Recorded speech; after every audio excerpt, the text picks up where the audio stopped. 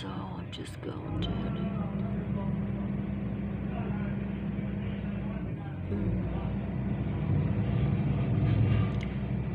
here. It's noise and sound, but it's not as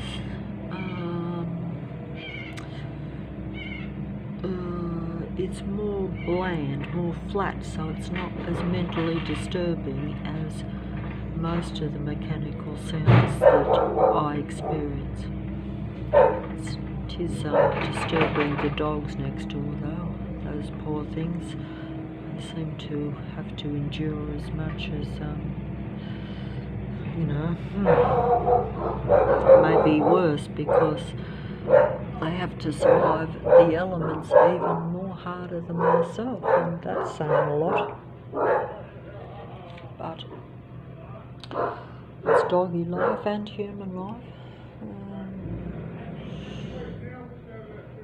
But all real life seems to be enduring a certain amount of suppression, whether it be, if it's not one thing, it'll be something else. But when they come down on you, they try to hit you and suppress you with as much as they can. And the main difficulty is that it's continuing, so you don't really get a break or time to recover. That's the main problem. And they know that too, because some human beings have been conditioned over a lifetime to, let's just say, to suffer in silence, I suppose, and that's part of your programming and conditioning too, and that's why they can use you for a longer time to extract the negative energy. And that's, that's just, some people have described this, that some people are, let's just say that some people have a longer energy battery life source than others, because they've been programmed to be used to a certain negative way of living, or to not expect to actually have happiness or any sort of life. And that's actually not a good thing, because it then gives these androids with their transhuman anti-life program that they're bringing into, implementing, but they're test trialing it on isolated,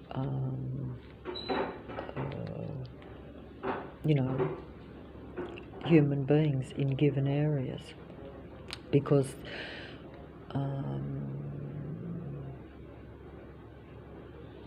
they pick their mark, I guess. That's really what it comes down to. So I don't think I'll bother filming any more sound. It could get louder, but even if it gets unbearably loud, I'm just too exhausted now to actually film even test samples. And they can turn it on and off at will anyway. So a lot of the recording is quite pointless. But gets it off my chest, I don't know what's happened to this world, but of course, in reality, it's not what's happened to this world. This world has been like this all along. It's just that, like I've said before, the actual, the actual I'm going to turn that off. As you can see, it's not very bright in here when you turn the actual night light off. That's because the sun has not been up that long. It's actually reasonably early in the morning, and yet from the minute the day almost starts, you've got this army invasion on this small dead-end street, whether it be through these Inner West Council programmed army operatives with their stage set-up sound system work programs in place. So they usually have a duality purpose. In other words, they do actually do work. Some of it is deliberately set up so that it is unnecessary and just a reason to be in your earshot or in your presence, in other words, so that they always have their presence in your eyes. In other words, they're always in your presence. They take over your sight and your sound, which is my reality. You know, the plane's going over the roof as I speak now, but I can't film that, but I can hear it, but the mobile won't pick it up. At least I don't think it will, not unless I go.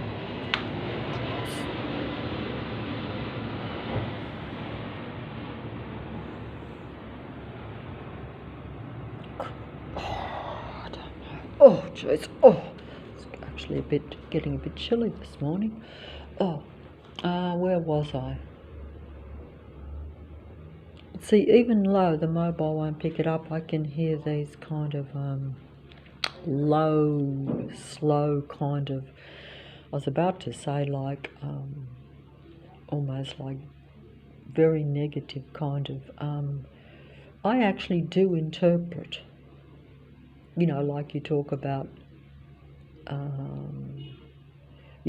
possession, and you know, we see movies with demons and then you have angels and all this sort of stuff, demons and angels, but really they're just the difference between two different types of human beings. There are no angels, they're just human beings that have more humanity in them, whereas the demons actually are psychopathic or artificially intelligent machine beings. So they're just, one is cold and dark and anti-life and anti-human, and the other, despite environmental influences and complete matrix programming from day one, most human beings still have some humanity in them. Not as much as what we should have, and certainly we don't live in high frequency and vibration, and we're not as humane as what we should be, and also what we would probably even naturally desire to be, because it's not fulfilling for a human being to not be able to be human. But you condition to think that to be an Archon android is normal, and to be a real human or a spiritual human being is only for, you know, the occasional divine God that came to earth. Whereas in reality, even that presence was always meant to show that that same spirit should be in most real human beings.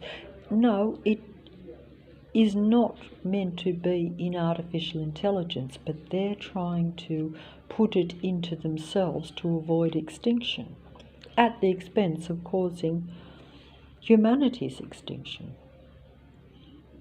So I die in order that they live, but they're not even really human. Everything they get from, everything they present is what they mind read through the transhuman mind connection from human beings. Everything that you think, even a demigod, when they present being very human, and they do very human things, and you think they're very emotional and very real and very kind and very compassionate, all these human traits, they're all staged and just acted out. All demigods are, you know, what they will openly tell you. They are psychopathic world-class actors, and the psychopathic psychologists will tell you this when they're analysing the psychopathy of malignant narcissistic beings and psychopaths, they're all one in the same. They might have variances, but that's because they pick up and copy and emulate different personality traits from the humans that they come into contact with, or even those that they choose to emulate.